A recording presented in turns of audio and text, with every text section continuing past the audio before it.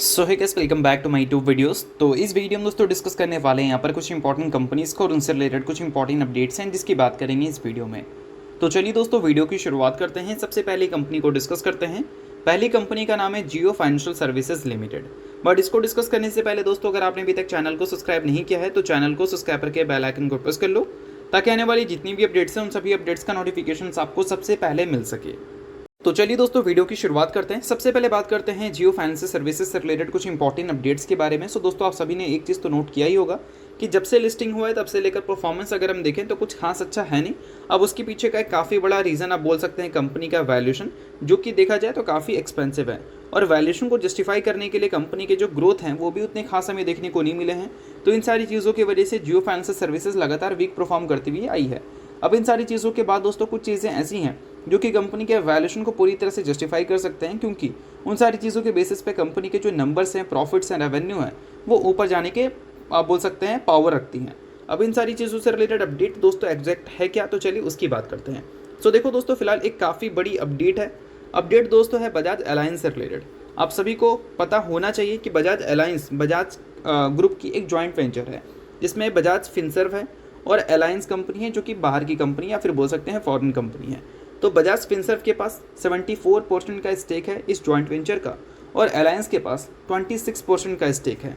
और अब दोस्तों इतना पुराना नाम या फिर बोल सकते हैं इतना पुराना जॉइंट वेंचर या फिर बोल सकते हैं पार्टनरशिप अब होने जा रहा है ख़त्म।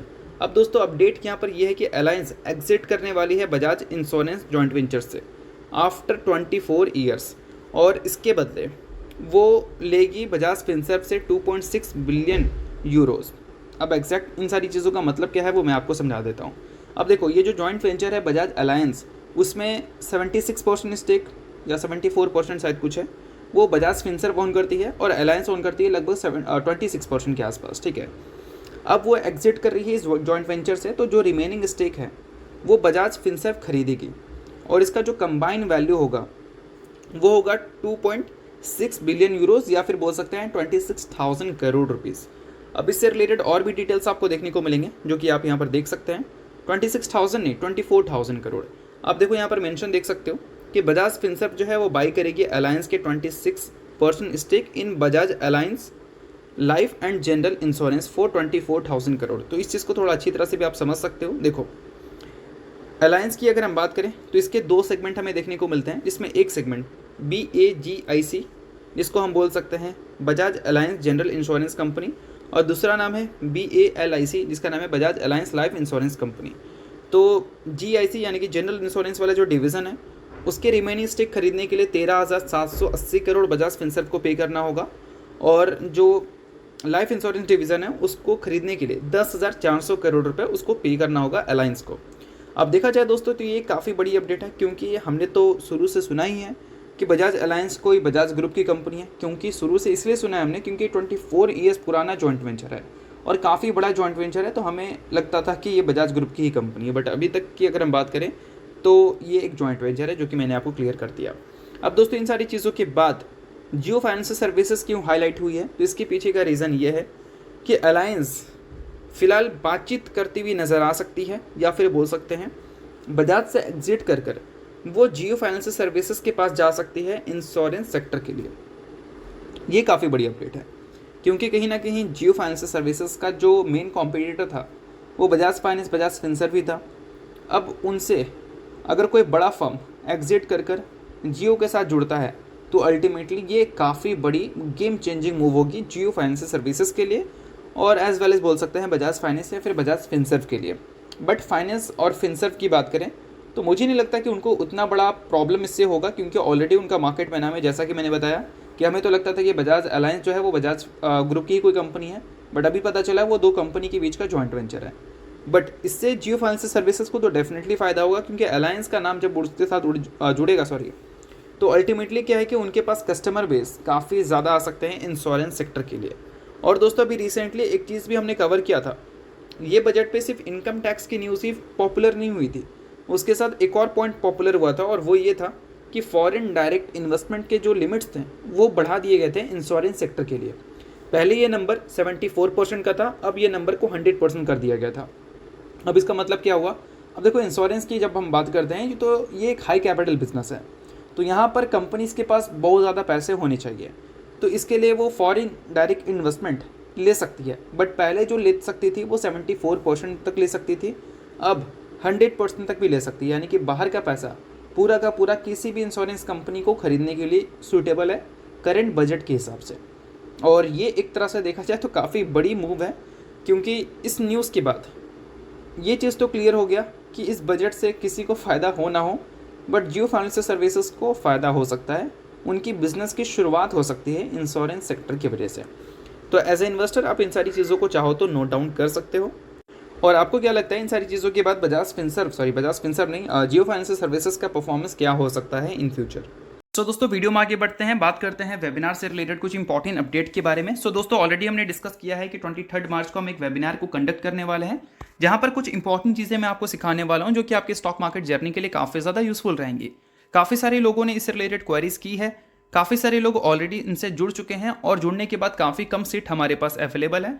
तो वेबिनार को अगर आप ज्वाइन करना चाहते हैं, इंटरेस्टेड हैं, तो व्हाट्सएप का नंबर आपको देखने को मिलेगा स्क्रीन पे, उसका लिंक आपको डिस्क्रिप्शन में और पिन कमेंट में भी देखने को मिलेगा। लिंक के थ्रू जाकर व्हाट्सएप आकर अपनी क्वेरीज को आप डाल सकते हैं, वेबिनार के कंप्लीट डिटेल्स आपको वहाँ पर मिल जाएंगे। अब इंपॉर्टेंट ये है कि वेबिनार में हम सिखाने क्या वाले हैं, तो ऑब्वियस सी बात है कि आपको ऐसे खराब मार्केट में अपॉर्चुनिटी कैसे फाइंड करनी है वो मैं आपको सिखाऊंगा, टेक्निकल एनालिसिस मैं आपको बताऊंगा, और साथ में दोस्तों कुछ इंपॉर्टेंट सेटअप्स मैं बताऊंगा जिसकी एक्यूरेसी काफ़ी ज़्यादा अच्छी रहती है। पास्ट में ये जो सारी सेटअप्स क्रिएट हुई हैं उसके बाद एक अच्छी रिटर्न्स की पॉसिबिलिटीज़ बनी थी, और वो रिटर्न्स हमने ग्रैब भी किया था, और इन सारी चीज़ों को ऑलरेडी हमने पहले भी कंडक्ट किया है वेबिनार के जरिए, और उसका जो फीडबैक रहा है वो भी काफ़ी ज़्यादा अमेजिंग है। तो लिंक आपको डिस्क्रिप्शन में दिख रहा होगा, लिमिटेड सीट है, फटाफट जाकर आप वेबिनार को ज्वाइन कर लो। जो भी क्वेरीज है आप व्हाट्सएप पे क्लियर कर सकते हैं। तो चलिए दोस्तों डिस्कस करते हैं अगली कंपनी को, जिसका नाम है बजाज फाइनेंस लिमिटेड। अब दोस्तों बजाज फाइनेंस की बात करें तो नो डाउट इनकी जो पेरेंट कंपनी है उनको तो इस न्यूज़ से प्रॉब्लम होगी, बट उतनी भी बड़ी प्रॉब्लम है या नहीं वो तो हमें कंपनी के आगे चलकर नंबर्स जो आएंगे उससे ही हमें पता चलेगा, मतलब बजाज फाइनेंस के नहीं, बजाज फिनसर्व के। अब दोस्तों इन सारी चीज़ों के बाद अब कुछ इंपॉर्टेंट न्यूज़ बजाज फाइनेंस से रिलेटेड भी कवर कर लेते हैं। इनफैक्ट देखा जाए तो किसी बोल सकते हैं किसी ऐसा न्यूज़ का रिपोर्ट अभी सुनने को नहीं मिल रहा है कि जो कि डायरेक्टली बजाज फाइनेंस को ही फ़ायदा दे, बट कुछ ऐसी न्यूज़ ज़रूर है जो कि पूरे फाइनेंस सेक्टर को ज़रूर फ़ायदा दे सकती है। अब देखो दोस्तों पिछले 5 महीने का इन्फ्लेशन डेटा देख लो आप, एक्सपेक्टेशन से हर बार इन्फ्लेशन का नंबर हमें कम देखने को मिल रहा है। एस्टिमेट जो है इन्फ्लेशन का वो 2 से लेकर 6% है, अगर 2% से नीचे आ गया तो इन्फ्लेशन मस्त है, मतलब कोई टेंशन वाली बात नहीं है, और 2 से 6% के अंदर रहा तो फिर रेट कट से रिलेटेड बातें हमेशा हमें सुनने को मिलेगी। बट अभी क्या है कि इन्फ्लेशन कितना आ गया है 3.6% के आसपास, यानी कि एक्सपेक्टेशन 4% से भी कम आ चुका है। तो इसका मतलब ये है कि अब हमें आरबीआई की तरफ से जो रेट कट देखने को मिलेंगे वो ज़्यादा भी देखने को मिल सकते हैं, क्योंकि back to back 5 month inflation expectation से नीचे रहा है। तो इस वजह से हो सकता है कि जो पहले उम्मीद था 25 बेसिस पॉइंट से रेट कट का, वो अब हमें 75 बेसिस पॉइंट से देखने को मिल जाए, और ये सारी चीज़ों को मॉर्गन स्टैनली ने भी हाईलाइट किया है। अब ऐसा अगर दोस्तों हो जाता है तो क्या होगा, तो देखो अगर ऐसा हो जाता है तो कहीं ना कहीं इससे उम्मीद हम कर सकते हैं कि लोन सस्ता होगा, और जो भी फाइनेंस कंपनी है वो ज़्यादा तेज़ी से ग्रो करती हुई नज़र आएगी। अब देखो दोस्तों यहाँ पर मेंशन किया गया है 75 बेसिस पॉइंट का नंबर। अभी जो हमें इस साल रेट कट की पॉसिबिलिटीज़ देखने को मिल रही है वो 2 से 3 देखने को मिल रही है। जून में हमें 25 बेसिस पॉइंट से देखने को मिल सकता है, और उसके बाद 50 बेसिस पॉइंट से भी देखने को मिल सकता है, क्योंकि कहीं ना कहीं सीपीआई इन्फ्लेशन का जो एवरेज निकाला गया है अगले फाइनेंशियल ईयर को लेकर वो 4% इन्फ्लेशन का है, और एस्टिमेट क्या था 4.3% का। तो हो सकता है कि एस्टिमेट से अगर इन्फ्लेशन पूरे फाइनेंशियल ईयर का ही कम है तो रेट कट्स हमें 75 बेसिस पॉइंट से अगले फाइनेंशियल ईयर में देखने को मिल सकते हैं। तो इन सारी चीज़ों पे थोड़ा सा चाहो तो आप ध्यान या फिर लाइमलाइट दे सकते हो, और इससे अल्टीमेटली बजाज फाइनेंस के नंबर को तो फ़ायदा होना ही चाहिए, क्योंकि अभी कंपनी हाई रेपो रेट की वजह से उतने बड़े मार्जिन्स रिपोर्ट नहीं कर पा रही है जितना पहले रिपोर्ट किया करती थी। अच्छे रेवेन्यू ग्रोथ के बावजूद भी कंपनी के प्रॉफिट हमें डिसेंट ही देखने को मिल रहे हैं, बट फिर भी अगर कंपनी नंबर्स डबल डिजिट से ग्रो कर पा रही है ख़राब मार्केट में भी, तो रेट कट्स जब हमें देखने को मिलेंगे तो हो सकता है कि कंपनी के 16% के जो ग्रोथ है प्रॉफिट के वो 20%, 25% या फिर 30% में कन्वर्ट होते हुए दिख जाए। तो इन सारी चीज़ों पे एज ए इन्वेस्टर आपको ध्यान रखनी है, और इन सारी चीज़ों को इंपॉर्टेंस भी देनी है अगर आप किसी भी फाइनेंस कंपनी को ओन करते हैं तो चलिए दोस्तों डिस्कस करते हैं अगली कंपनी को, जिसका नाम है कोफोर्ज, जिसने दोस्तों 1:5 के रेशियो में स्टॉक स्प्लिट का अनाउंसमेंट किया है। अगर आप इस कंपनी के शेयर होल्डर हैं तो बेशक आपके लिए काफ़ी अच्छी अपडेट है, शेयर होल्डर नहीं है इग्नोर कर सकते हैं, न्यूज़ थी इस वजह से मैंने बता दिया।